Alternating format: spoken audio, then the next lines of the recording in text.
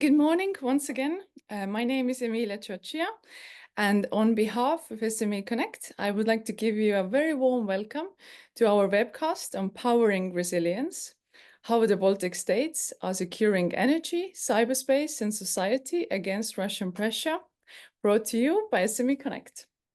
We are absolutely humbled to see that high number of participants here today. It's really a pleasure to bring you all together virtually from across Europe and beyond to discuss a story of transformation, determination, and strategic resilience. In 2025, the three Baltic states, Estonia, Latvia, and Lithuania, are not simply reacting to a change, but they are, in fact, writing a new chapter in Europe's security story. The historic synchronization of their electricity grids with Continental Europe has done much more than end decades of energy dependence on Russia. It has signaled a decisive shift to a strategic autonomy. Yet, as the region fortifies its defenses, the pressure is mounting from cyber attacks on energy systems, critical undersea infrastructure, to disinformation, attempting to disrupt the work of institutions, as well as sow fear and panic. So in this hour ahead, we aim to unpack the synchronization milestone and much more with the kind help of Professor Efim Tsibulenko as our moderator today.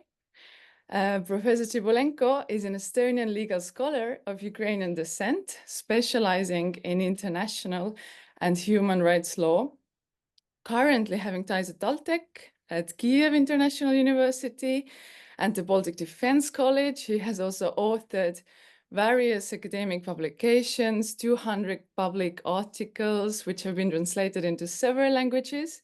He has contributed to Ukrainian legislation, also being part of drafting the new criminal code of Ukraine, the war crimes chapter to be precise, and has served as an expert of institutions including the Red Cross, the European Commission, and the Organization for Security and Cooperation in Europe. So we are privileged to be joined by an exceptional panel of experts whose experience spans national security, energy policy, and regional governance, a truly Baltic lineup to guide us through today's discussion, if I may say so myself. Therefore, I would like to give a warm welcome to Henrik Brax, a research fellow with the Security and Resilience Program at the International Center for Defense and Security, which is the leading think tank in the region in the defense field, located in Tallinn. Before rejoining ICDS last year, he served as a senior analyst at the European Center of Excellence for Countering Hybrid Threats in Helsinki. Having also worked at the Estonian Ministry of Defense, focusing on defense and security policy, NATO, EU defense, and regional security, he has also lectured in strategic studies at the Baltic Defense College, and he directed the annual Baltic Conference on Defense, known as ABCD. Then we have also Ms. Alda Ozola, chair of the board of the Public Utilities Commission of Latvia, where she leads multi-sector regulator focused on promoting dynamic regulation to support the energy transition toward climate neutrality. Prior to that, she was Deputy State Secretary at the Ministry of Environmental Protection and Regional Development. She has also served on the board of the Latvian Environmental Investment Fund and previously led several environmental NGOs in Latvia and worked also internationally. So welcome to you. And continuing with Kristiina Rimkunaite, a subject matter expert at NATO Energy Security Center of Excellence and diplomat at Ministry of Foreign Affairs of Lithuania. She has worked with extensive scope of different energy projects from already 2007. The sectors covered include oil, natural gas, shale gas, chemistry industries, and renewable energy sources. As an economist, Ms. Rimkunaite worked on Klaipeda LNG terminal studies for Akema Group and later led risk management at Ignitis Group, overseeing the protection of 4 national critical energy infrastructure sites. She also helped establish the small-scale LNG value chain in Klaipėda and coordinated Lithuania's national energy and climate plan for the European Commission. Drawing on her extensive practical experience, she now focuses on EU energy policy, the energy transition, and their impact on security and resilience. Then, representing academia, we have here with us today also Professor Toomas Janeliūnas, a full-time professor at the Institute of International Relations and Political Science at Vilnius University, where he has taught for over 2 decades on topics such as strategic studies, national security, foreign policies of Lithuania and major powers. He has led the Department of International Relations, as well as served as an editor-in-chief of Politologia and Lithuanian Foreign Policy Review. We are so pleased to have you here today.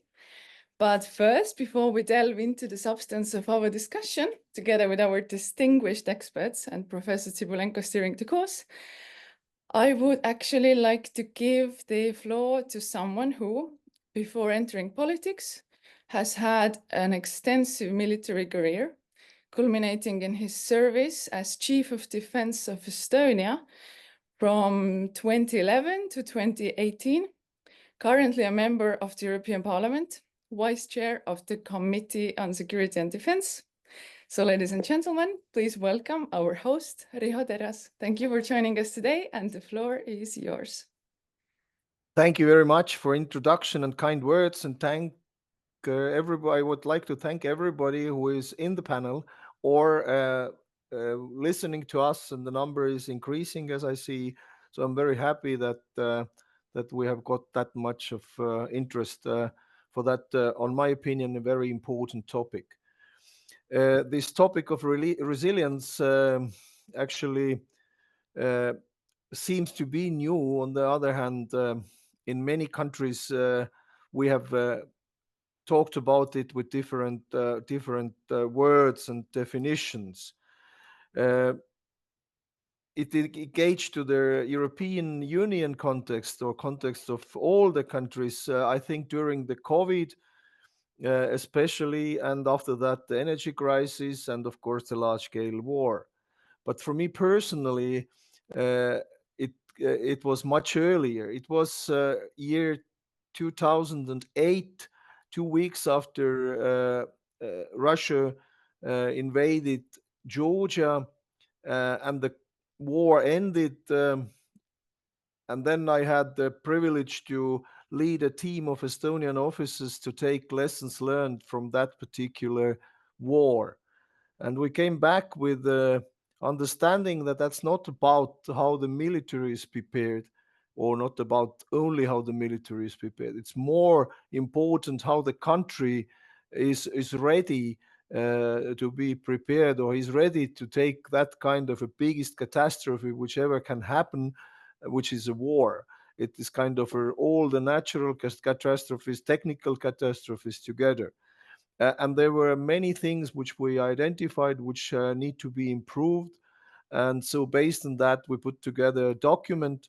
And I had the privilege then right after that to become a permanent secretary of the Ministry of Defense, where I launched the comprehensive defense strategy, which talked not only about the military, but all different facets of the society, how to survive.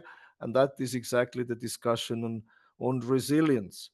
Of course, for European Union, it was not a normal thing. And we did not discuss defense or even resilience in the frameworks of European Union. I remember in my first meeting 2011 as a freshly bred chief of defense, 45 years old brigade general, I went to the military committee meeting, and I woke up because my British colleague and experienced British general started to snore. The topic of security and defense was that interesting in that time in European Union. It has become more interesting right now, and we have had many studies done on resilience. But I think we are not doing nearly enough today. Uh, so we have to uh, depend on the public concern, and I think the public concern has risen. If we ask European citizens today what they think about the topic of resilience and defense, many of them, almost 80%, saying we have to invest more, we have to do more. Of course, the sentence, as in statistics always, which is the biggest lie, as we know, if you would ask, would you do more on defense and resilience and then pay less for the social services? Then the answer would be probably different. But today we know that that people are supporting us on developing some kind of a new mechanism uh, for uh, for their resilience. And throughout the years, countries have acted differently. And I have had fruitful discussions with my good friends Kubilius and Raza Jukneviciene, who were one of them was a prime minister, the other was a minister of defense, the time where I was chief of defense. And I remember Lithuania was spending uh, below 1% of the GDP on defense these times. But on the other hand, Kubilius government did something which everybody laughed about, but which appeared to be a uh, big, very good foresight, and that was building the LNG terminal in Lithuania. The energy resilience is, as a topic of today, is one of the most important parts of the countries to survive. And the time where Estonia was spending 2% on the GDP on defense, Lithuania was investing its independence in the energy. And of course, it was very much caused by the nuclear exit of Lithuania, and Estonia enjoyed that time uh, own own energy production. We were not dependent on anyone else's energy, but only our own oil shale. Well, during the last 10 years, oil shale become uh, a, well, an evil, and we had to get rid of that. And now Estonia's is depending on viable links with other countries. If we look at the European map, you would see that the three Baltic states are an island, especially what the energy concerns. So we need to do something together, all three of us together, to diversify the energy package of the Baltic region. It should be own production, it should be renewables, should be other own production. Why not nuclear? On the other hand, it should have uh, good connections, because only relying only on the connections to other countries, we have seen that the sloppy Russian tanker captains who are losing the anchors and towing them 200 kilometers will break our energy system completely. So I think that is one very important part of the resilience, and I understand that will be intensively discussed with the experts. I am not one of them, but I think it is important to have that in mind. The cyberspace is of course a nice buzzword which has been around since 2004. I am not saying 2010 or 7. I'm saying 2004 because my good friend, late General Kert, was talking about the need on cyber defense already 2004. Nobody listened. Nobody listened.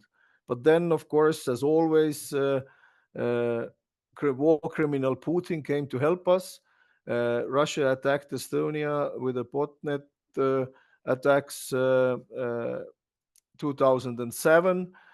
Um, they only managed to scratch the surface, but at least we got the attention, and since then cyber defense issue is at least on the topic of many countries in European level and so on. Have we invested enough? I don't think so, but at least when we understand the need, and this area of cyber defense is developing with a rapid speed today, with all the AI capabilities. We need to do much more in order to be able to safeguard our own information, safeguard our infrastructure, and safeguard our people's minds. And I think that is the last point I want to make, is the resilience in the heads of the people. Uh, the aim of uh, Russian regime is to unsecure us, to get to our brains and make sure that we will fight each other, that we are not consolidated, that we do not do anything together, that we are fighting each other. We see it in France, we see it in Germany. Uh, it is kind of an eminent danger which is manipulating the information space through Russian very well organized algorithms and propaganda. And we have to save our own minds. But to save our own minds, and that is something which I am absolutely sure, is that we need to work with our own citizens. We need to make sure that the citizens of our countries believe in our countries, believe that the governmental system works. I bring in an comparison from Ukraine. After Crimea was annexed 2014, people were asked, why didn't you fight? And people said, well, we don't care who is in power. They are always, anyway, all corrupt. So that is what is not fine. You need to work with every citizen of your country and every citizen of Europe needs to be aligned for the way of life we have, democratic way of life. And that is the flags, the anthems, the parades, if you want, and the social systems of the countries. That all bring Europe together or the countries together. That is the best defense against the manipulating propaganda of Russia. And the second thing is we need to make sure that our allies between each other believe that what we do is the best. That Estonia is a modern, forward-looking, IT oriented country that is not kind of somewhere in the edge of the world, but do and is worth of defending for the Portuguese and Spanish also. This is how we have to keep our friends. So we have to understand the concerns of the friends also. We have to understand the Italians dealing with immigration, etc. So this all holds us together. And then when we be able to do that, then the last thing is to start to work together in the European Union to increase our resilience against all threats coming from all different vectors towards our citizens, because that is the most important part of it. So that would be how I see the resilience of the European Union and our countries today as 2025. Of course, it is easier for countries like Estonia, where the concept of the total defense, or Finland or Sweden, where the concept of the total defense has been around since the regaining independence. We have always been thinking in this way. Whether we have done all things that way, I'm not sure, but we at least had the mindset oriented towards that. So let's do it together. Let's try to find the solutions, common solutions in the European Union, which I would then support here in the Parliament of European Union, and each and respective countries also. So thank you very much.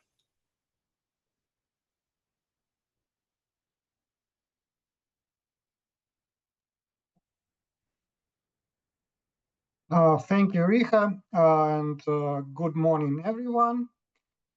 Welcome to the webinar. It's really my pleasure and honor to moderate today's event. And actually, meet at a critical moment because Russia's ongoing aggression in Ukraine has shaken the foundation of European security and even world security. And what is probably even more important, that beyond the battlefield, Moscow continues to wage hybrid warfare, using in particular energy blackmail, cyber attacks, as it was discussed already, and disinformation campaigns to weaken democracies and divide societies across entire Europe. And actually, the Baltic States, Estonia, Latvia, Lithuania, stand on the front line of this challenge, and their resilience is not only about national survival, but about safeguarding of the values and stability of entire European Union. Today, we will explore how they are securing energy independence to break free from Russian leverage. And actually, our distinguished speakers share how the Baltics are turning vulnerability into strength, and how their strategies can inspire Europe's collective response. So let's begin. And I will invite our first speaker, Henrik Prax from the International Center for Defense and Security in Tallinn. Henrik, the floor is all yours. Thank you, and hello to everyone listening also from my side.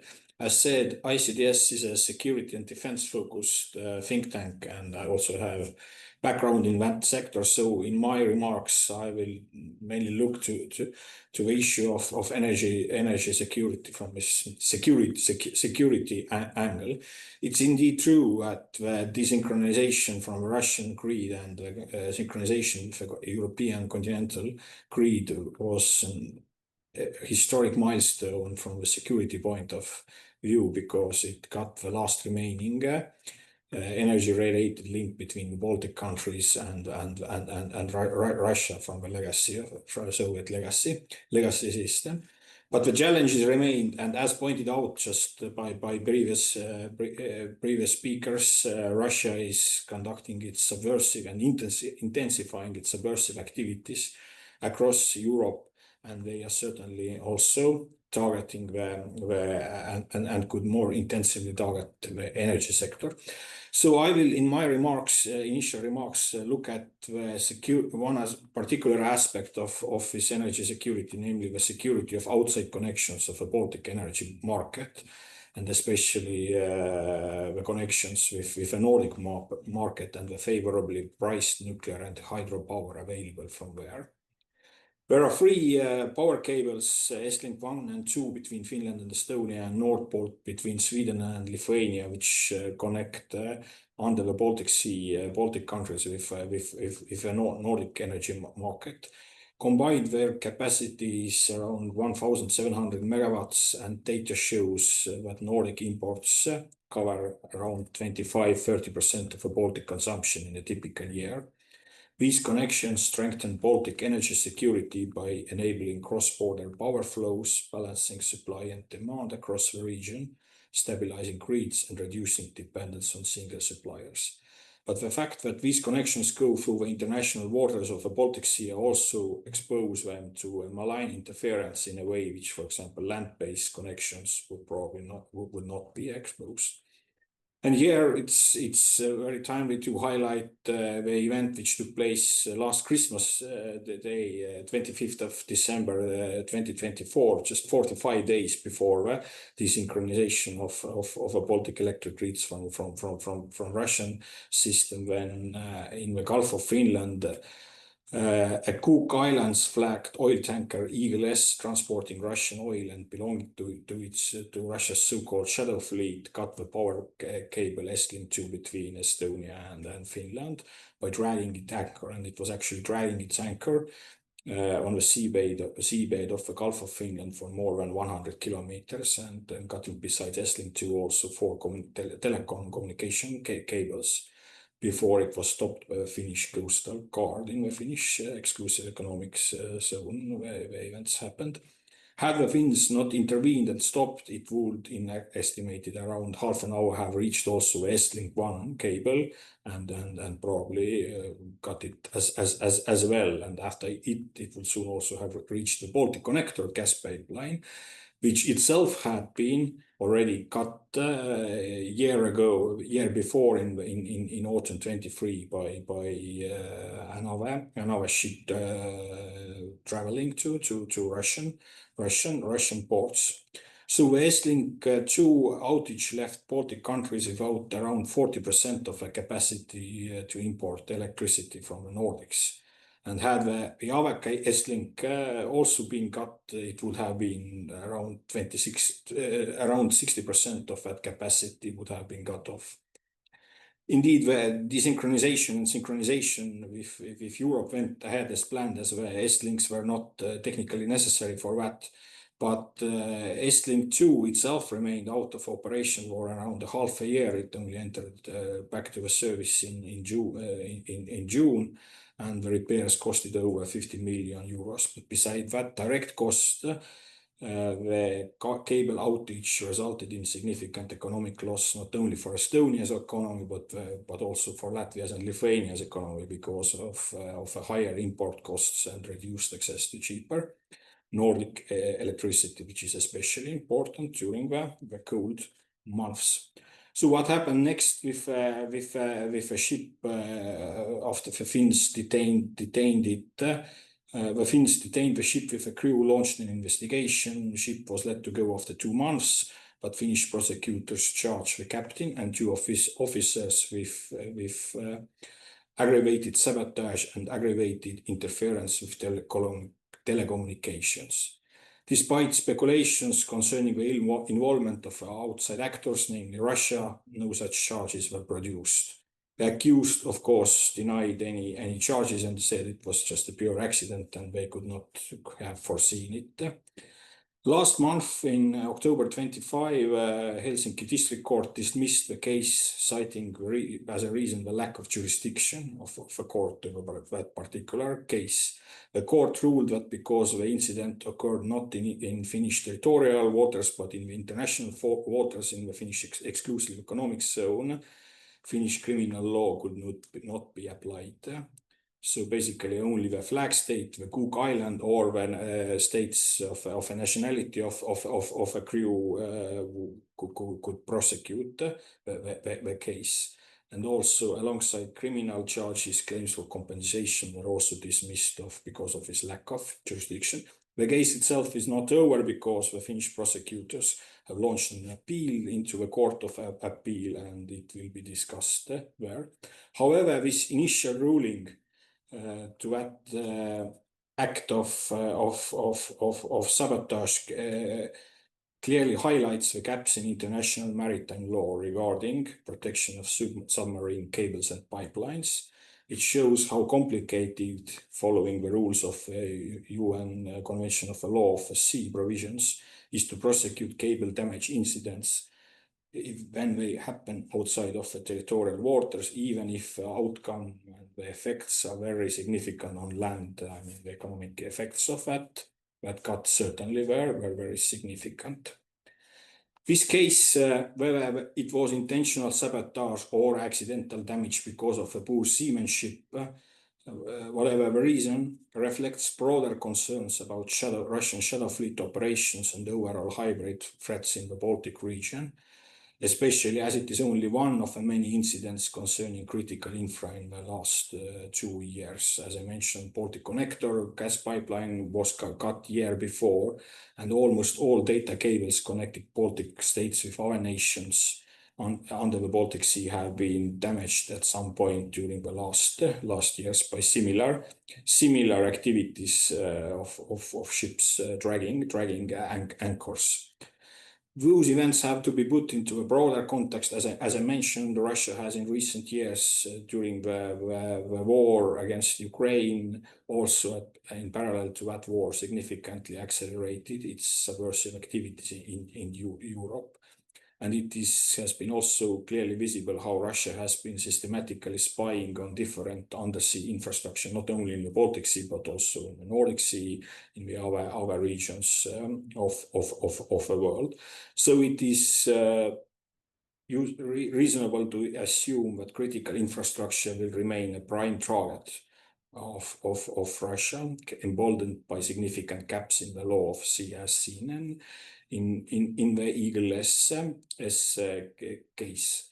Such acts can be intentionally obscured as accidents or actions of non-state commercial actors, but always a room for convenient excuse to claim that the ship accidentally dropped an anchor and unfortunately damage was done and we couldn't.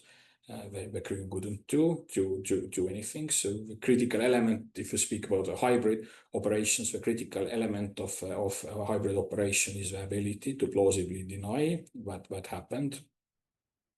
And the critical infrastructure in international waters is in the Baltic Sea has a very high level of complexity. There are legal aspects, as I mentioned, the difference between territorial waters and international waters, a difficult physical environment, undersea, both for surveillance and for repairs. It took half a year to repair the damaged electricity cable. If the communication cables, it's easier and can be done quicker, but both for electricity cable or gas pipelines, it's a very lengthy process.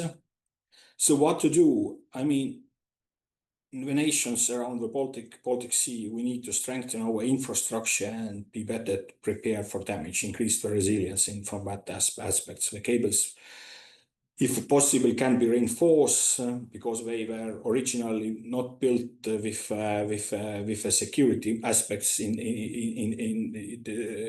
taking into account to such degree. For example, when the new ones will be built, EstLink 3 is under the planning stage between the third cable between Estonia and Finland.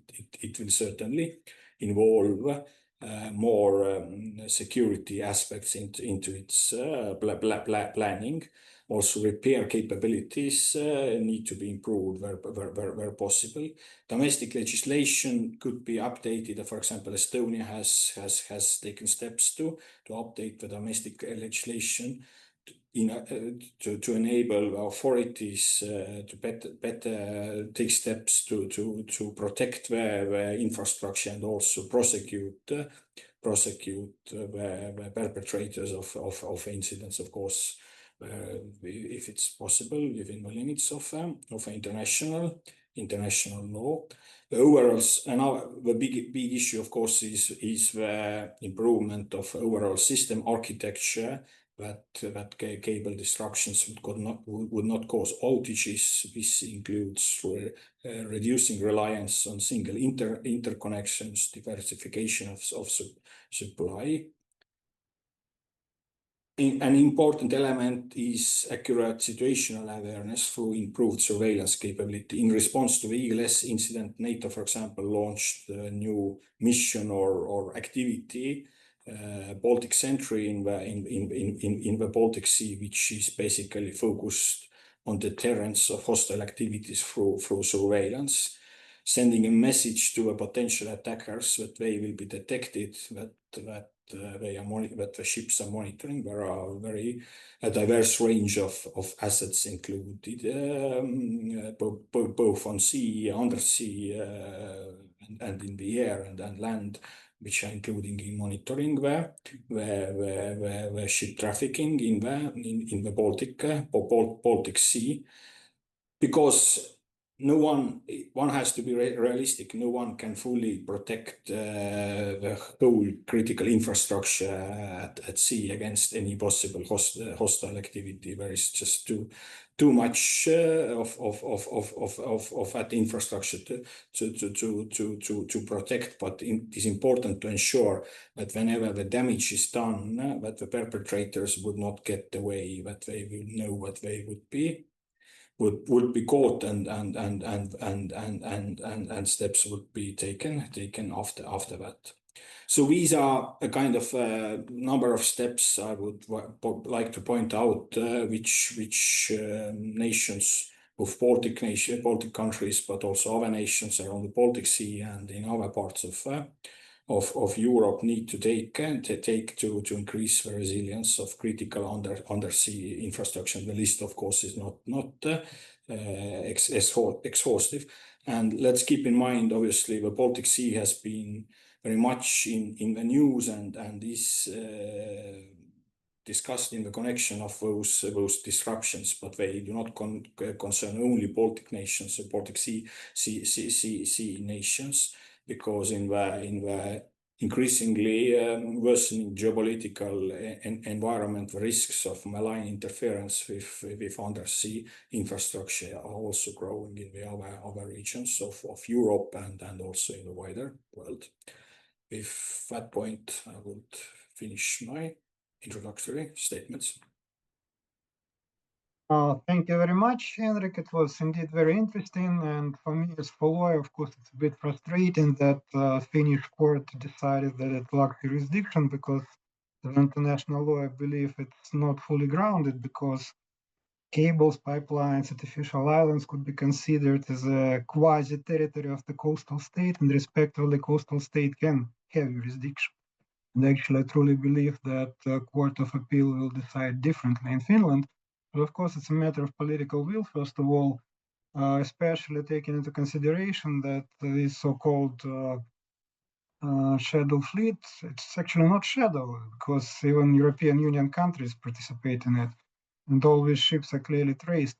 But many of such ships, they are in very lack technical conditions, and sooner or later will be clearly an accident which will spill the oil, and it will be real environmental disaster. We've seen already examples in Black Sea, then Russian tankers were damaged and sea was significantly contaminated. And in Baltic Sea, which is very vulnerable in the sense of environment, it will be real disaster. So basically, if we'll lack political will to stop that activities, we'll definitely face very strong consequences in the nearest future. But anyway, thank you very much. And I will give the floor to our next distinguished colleague, Alda Azola. So the floor is all yours. Please. Good morning. I believe it's still morning in Brussels. Well, here it's already early afternoon in Riga. And thank you for inviting me to give my views and remarks on this resilience topics, because of course the discussion on the resilience is the topic that for us in the Baltics is not theoretical but deeply practical. And I would also have some questions to the previous speaker, looking from the energy regulator point of view, because I can address that later. But indeed, looking years back, we can see that a huge energy transformation has taken place. We have faced sudden supply disruptions, market volatility, and also information warfare that is going on basically on a daily basis. So today my message with regard to resilience is that the foundation of resilience is not only about physical infrastructure. So we just heard that the physical infrastructure also has become target, and that we also know from what is going on in Ukraine. But the resilience is so very much also based on institutions, regulation, and cooperation. And indeed, the synchronization of the Baltic power grids with continental European system has been one of the most strategic projects that was completed this year. Just a few weeks ago, there was perhaps last official opening of the battery energy storage system in Latvia. I was also attending that. So now it's in legal terms also fine, or physical terms complete.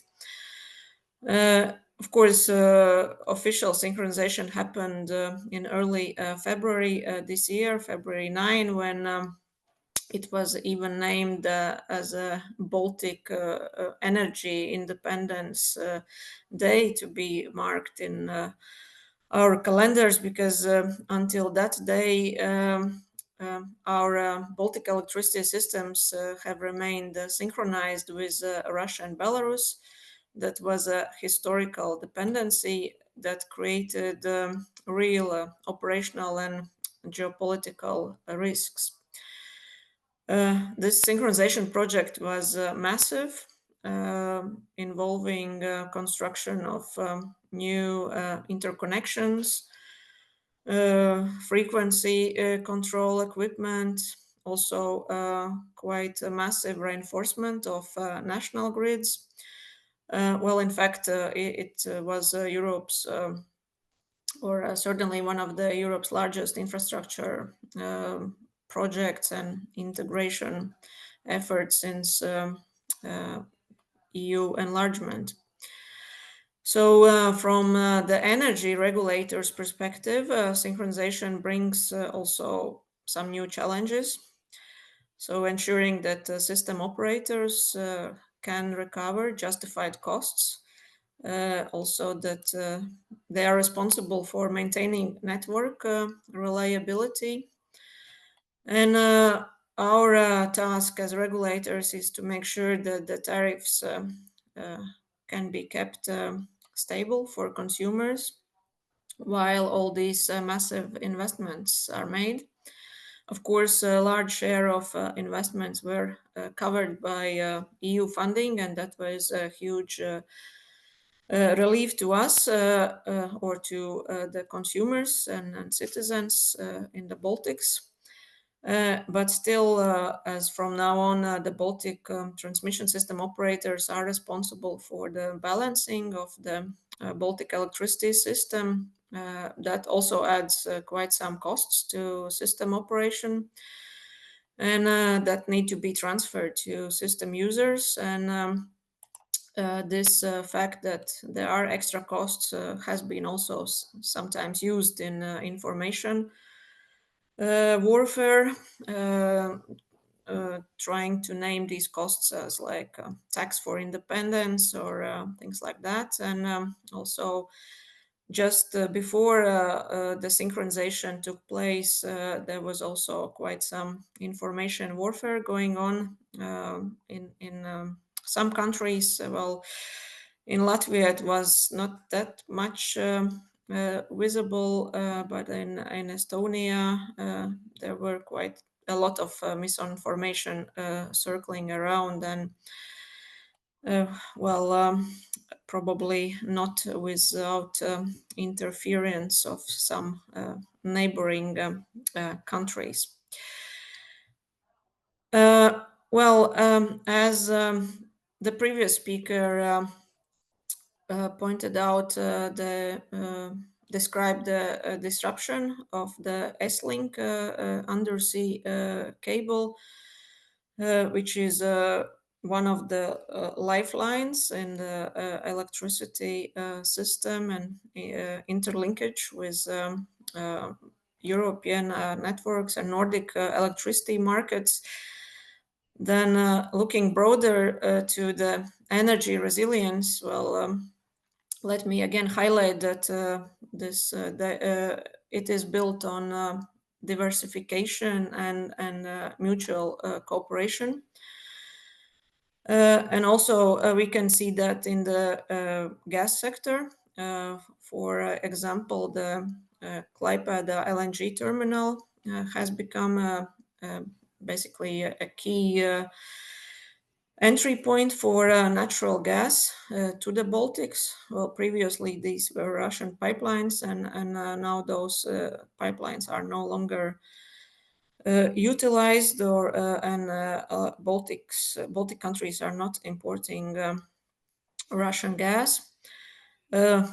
Another example of cooperation and resilience is Inčukalns underground gas storage facility located in Latvia that now operates as a regional security asset, supporting supply to both Baltic countries and also partly Finland. And during the winter of what was it, 2 years ago, Inčukalns was a lifeline when Baltic Connector pipeline was temporarily out of service. That's demonstrating how shared infrastructure is vital to regional stability. So for us as regulators, the challenge is, of course, looking at the tariffs, and that brings me back to the previous speaker, also how these costs of repairing the damage done to this infrastructure, how these costs are reflected then later in tariffs or not reflected, and how to make sure that the Baltic citizens don't have to pay extra, although of course we are aware that security adds also to the daily expenditures. Still, energy should be kept affordable. And that is not an easy thing to balance in these turbulent times, and that is the task that we as regulators try to closely look at, and also make sure that market integrity is preserved, and that no political interferences are setting the energy price. Another emerging challenge for regulators with regard to resilience is the need to coordinate across different sectors, the need to keep a good overview. And for me, as a chair of the multi-sector regulator, we are in rather good positions because we also regulate electronic communications and various utilities. So this cross-sectoral view helps us to address these interdependencies. For example, how energy systems rely on digital networks for control and cybersecurity. And yes, indeed, it was already mentioned in introductory remarks that energy resilience today means pretty much also cyber resilience. So in Latvia, we are strengthening cooperation between a regulator, also the National Cybersecurity Authority, and system operators. There are also several EU requirements. So the regulatory rules across Europe now require that there are cyber risk assessments carried out, that there is incident reporting and resilience testing taking place. So reflecting that closer integration between energy and cybersecurity policies. Again, I'm getting back to expenditures. As regulators, we must find a balanced approach, ensuring that there is a strong protection, however, without imposing excessive costs that should slow digitalization or raise consumer tariffs. Another key pillar of energy resilience is the Baltic States integration into the EU's internal energy market, or being in the EU family in the broader sense, as shared market rules and coordinated emergency mechanisms mean that no country stands alone in a crisis. We saw that already during the energy price spikes back in 2022-23, when EU solidarity mechanisms and cross-border electricity flows helped to stabilize supply and prices.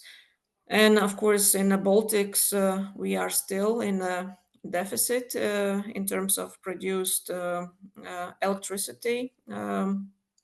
So the need to bring renewables to the grid and have flexibility, that is a challenge. And there is good progress, but we still need to bring more renewables to the grids. So to conclude, a few points. So resilience is not a fixed goal. It is a process of constant adaptation. Well, in Latvia, we are revising our regulatory framework to support storage, digital solutions, other challenges that I mentioned just earlier, and also to make sure that the systems are flexible enough to take renewables in the grid. I think the Baltic experience highlights that resilience is built not only through physical connections, but also through cooperation. Whereas, of course, physical diversified infrastructure will shield us from external shocks and is a big contributing factor to resilience. And resilience does require continuous investment, not only in assets, but in institutions and indeed public trust.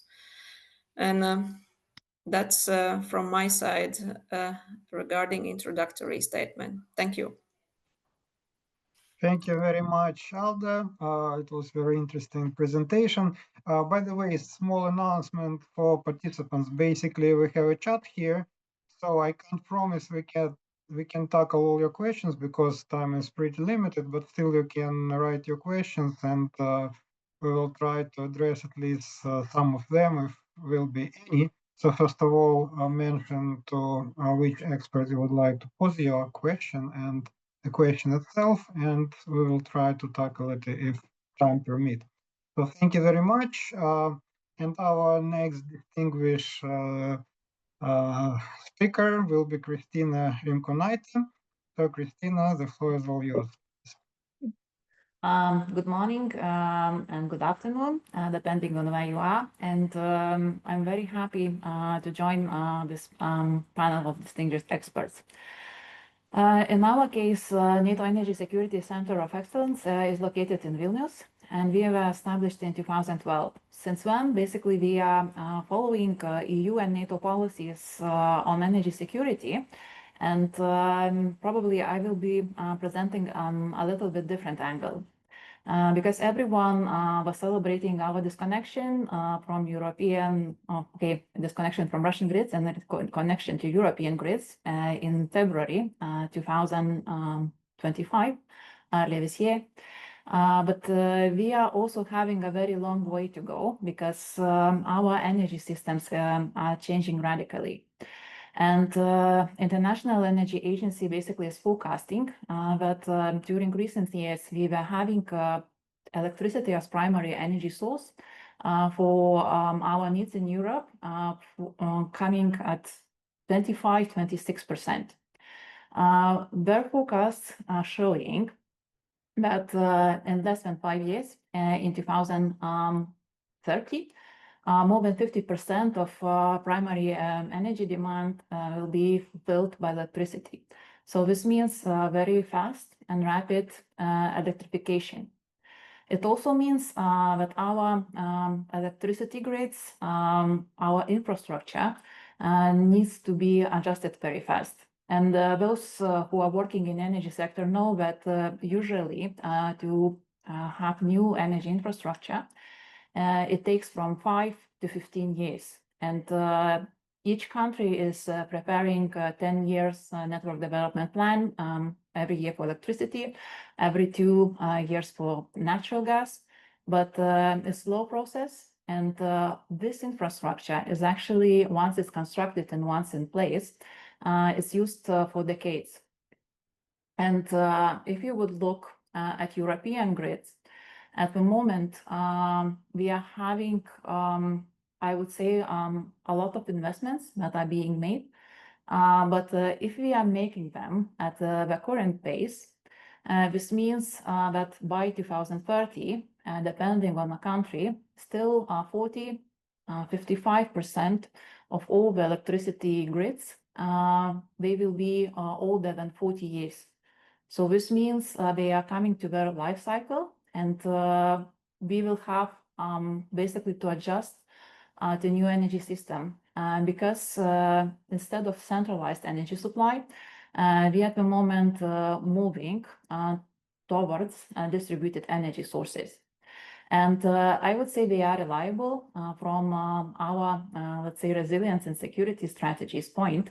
It's a very good thing because solar, wind, hydro, and even hydrogen can be considered as locally produced sources. This means we are not importing fossil fuels, we are not supporting our adversaries like Russia, but also it changes our dependencies, because a lot of components, a lot of rare earths that are needed for renewable energy development in our area, in the Baltic States, they are actually imported from countries like China or Russia. More than 80% of all the rare earths and even base materials that the European Union named 34 of critical importance last year as graphite, they are imported from countries that already showed that sometimes we have very big issue of security of supply just because they are weaponizing that supply. And we were thinking that it's very dangerous to have 30–40% of our oil or gas imported from Russia. Now we are having certain rare earths, but we can't have batteries, we can't have our communications working, we can't have wind power towers. Up to 90% are imported from China. And China already restricted some of this rare earths export to United States. Also, we were having an Xperia case when they are restricting export of microchips, and basically it's a threat to have entire Lithuanian, some of Lithuanian companies will be affected, but in European Union it will be entire car industry that is paralyzed soon if this solution is not found, and basically government of Netherlands is standing their ground. So I would say distributed energy, it provides security, because Ukraine was showing that if you have solar park damaged by drones, it can be brought back online within 2–3 hours if inverters are not damaged. But also it makes us dependent, I'll say, on other suppliers. So this means we have to develop internally a lot of industries that are not in place. Because let's say rare earth yttrium was discovered at the end of 18th century in Sweden, but in Europe it's still not produced just because of environmental requirements and prices. In Estonia, there are certain elements that European Union is having Estonia as a main supplier. So this is showing that Baltic states, they can contribute a lot. And we can also, I would say, be important part of supply chain security. NATO Energy Security Center of Excellence regularly is organizing tabletop exercises. So this year we were participating in 2 of them, Nordic Pine, that was taking place in Sweden 3 weeks ago, and Coherent Resilience, that this year was dedicated to Arctic, and was taking place last week. What is important with these tabletop exercises, you are bringing civilian military actors in one room at one table, And you have energy companies, you have government representatives, you have military, you have technologies providers that are identifying our weak spots. And in this case, they are providing multiple recommendations in final exercise report. Both reports will be coming next year in February. But it also reveals how vulnerable we are, because in both tabletop exercises, cybersecurity was actually one of the most important topics. And usually we are imagining that cybersecurity is hackers, distributed attacks, but it's not, because we are having, I would say, bigger issue that is identified across European Union. A lot of energy companies, they are having legacy systems. So you are having system that was developed 10, 15 years ago, and it has vulnerabilities that could be used by our adversaries. And it's, let's say, pipeline systems, it's electricity supply that is of critical importance. I would say more urgency we are having with electricity supply, because if we are having oil or gas interruption, we are having hours, let's say, to solve the issue, just because of technical specifics. But if it's electricity, we basically have a problem within seconds, because if an entire system is down, it can be weeks until it's fully restored. And it's also a lot of damage, because industrial companies, industrial capacity is also suffering from that. And I'm always asked whether we are threatened by the same crisis what the Iberian Peninsula was having this spring. So I can tell that it's not the case, just because Baltic States are having one of the best interconnectivity levels in Europe. European target for 2030 is 15%, and we are having more than 23% in 2020. So this means we are connected with our neighboring regions, we are connected between each other, and our system is more resilient. But what I would say, we should be working more and probably invest more time and more effort. It's what my Latvian colleague was mentioning, because before synchronization, we were having people panicking, buying water, buying electricity generators. We were having industrial companies panicking that electricity prices will be unbearable after we disconnect from Russian grid, just because of Russian misinformation. It didn't happen, but there were actors that were promoting that narrative internally. So we have basically to invest a lot of effort in also working with our societies to fight disinformation, just because our side is not sleeping.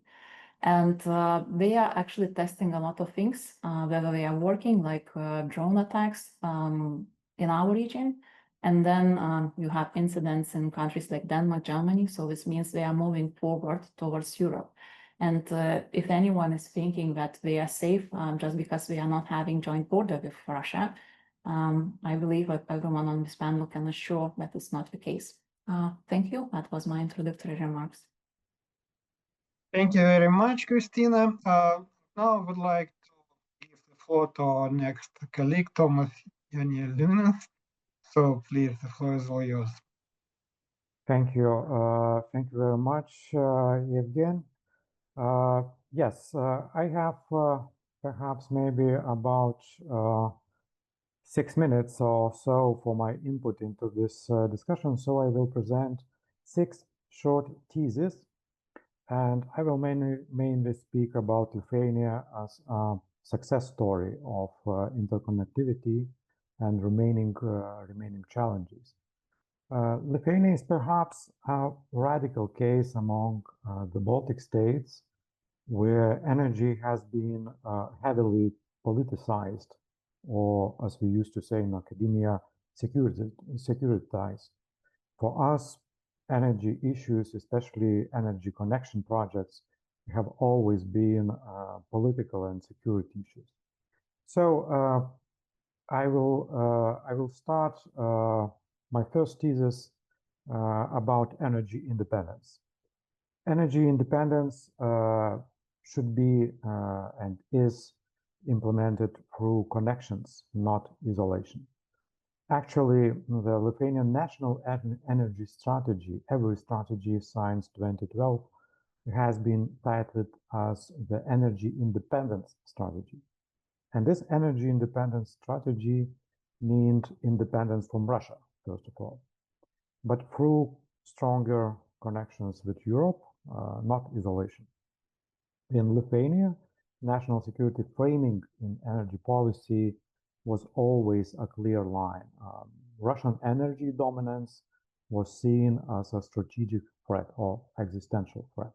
So projects like the Nordbalt link to Sweden, Litpo link to Poland, and of course the Klaipėda LNG terminal gradually freed us from Gazprom and the post-Soviet grid. Synchronization, of course, with the Continental European system in 2025, this year finally completed this transition. Independence here means integration, making sure no one state can ever gain control on Lithuania's energy supply. So my second thesis is about the transformation from energy island to European hub. You can see this transformation with regards of synchronization to European continental system, and this closed lines with Russian Braille system.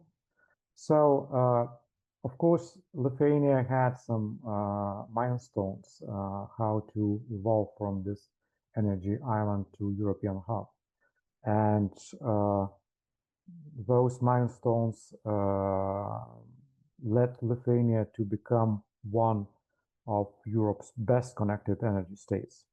We have LNG terminal that covers right now 100% of gas needs, not only for Lithuania, but we can transport gas to other Baltic states, as other speakers mentioned. We have electricity links with Sweden, with Poland. We have a pipeline, gas pipeline with Poland connecting us to the EU gas network. So right now, all these connection allows us to import zero electricity and gas from Russia, and only a transit pipeline to Kaliningrad remains. We moved from dependency to regional connectivity, from energy islands to a well-connected European hub. And of course, this critical infrastructure remains still vulnerable to external risks. Even without Russian energy, vulnerabilities remain at sea. As it was mentioned before, the Baltic connector pipeline and nearby data cables were sabotaged in 2023, following some other physical sabotage actions in the sea. And all these incidents showed how easily a single anchor or explosives can disrupt the energy flows. Of course, NATO has since intensified Baltic Sea patrols. NATO launched Baltic Sentry to guard undersea cables. But we should understand that right now energy security also means active physical protection, constant monitoring, quick repairs, and allied coordination, as everybody was speaking about this issue right now as well. Another thing that besides the ability to secure our energy supply from other countries, Lithuania has selected a path of rapid transformation of its domestic energy generation sector, because dependence only on external supply does not seem to be attractive from a security point of view. So the fourth thesis is that wind and solar output strengthens our energy self-sufficiency and also increase our security. Last year, the share of local electricity production in total consumptions reached 63% already, the highest share since 2009 when the Ignalina nuclear power plant was closed. And now about 70% of Lithuania's electricity comes from renewables, mostly wind and solar. And by 2027, we should meet this 100% of electricity demand from renewables. The rise of wind and solar share in generation is extraordinary, I think. Compared to 2023, even the last year, solar generation increased by more than 100%, wind by 38%. And at the same time, it lets reduce the electricity import by 13% in Lithuania.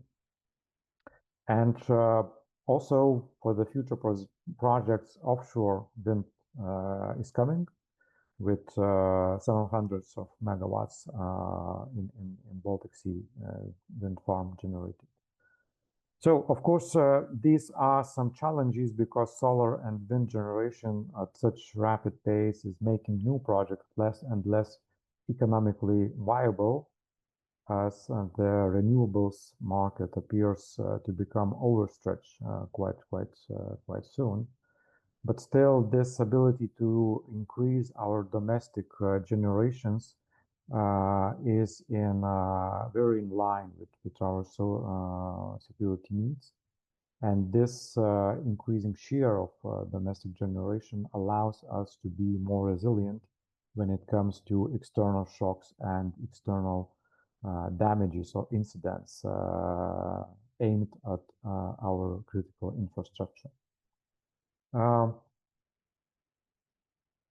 My fifth thesis is about the need to increase this security for our domestic grids, because with solar and wind growth, we must secure our technology.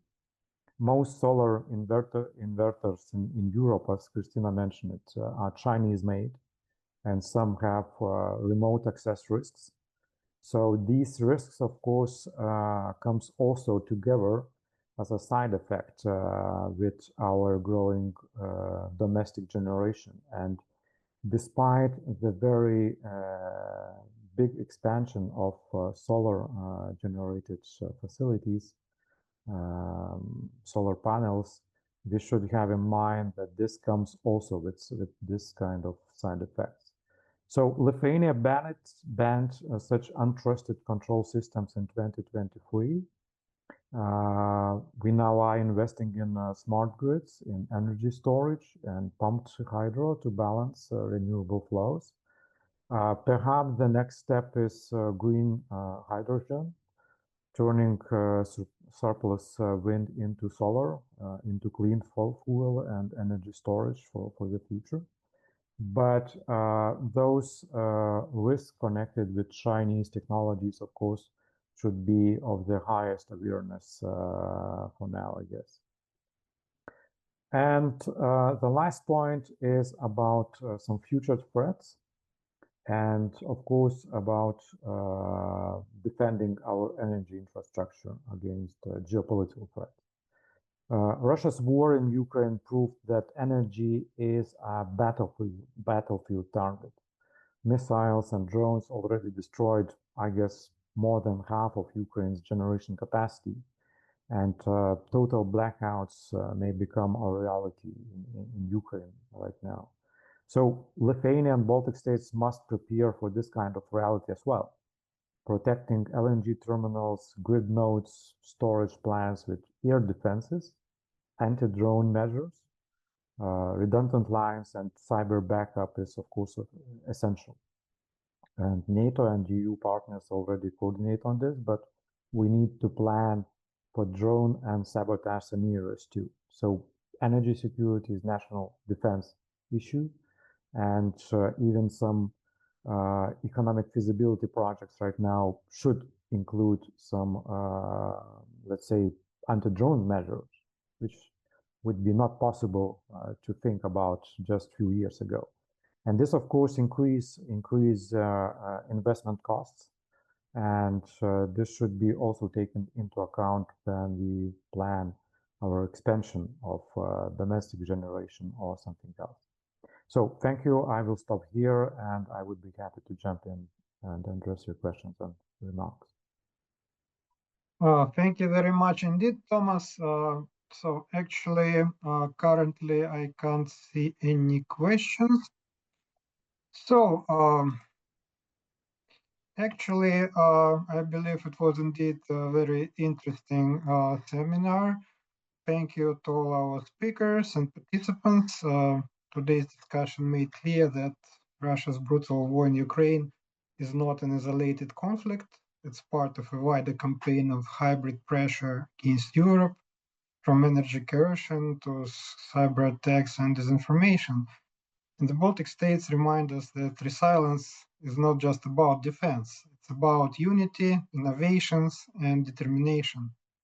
Their strategies in energy, cyberspace, and society show how democracy can withstand aggression and emerge stronger. As we leave this webinar, let us carry forward the lessons that resilience is a shared responsibility. By standing together, Europe can ensure that Russian aggression and hybrid warfare will never succeed in dividing us. Thank you once again, and let's continue building resilience together. So, and of course, I would like separately thank Emilia for her outstanding preparatory work and organization of this event, which bring all of us together. Thank you very much. Thank you, panelists. Thank you, participants. Have a good day.